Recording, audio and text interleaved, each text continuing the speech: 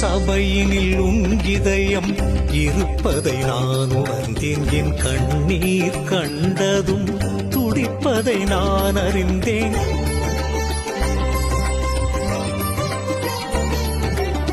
சபையினில் உங்கிதயம் இருப்பதை நான் உணர்ந்தேன். என் கண்ணீர் கண்டதும் துடிப்பதை நான் அறிந்தேன்.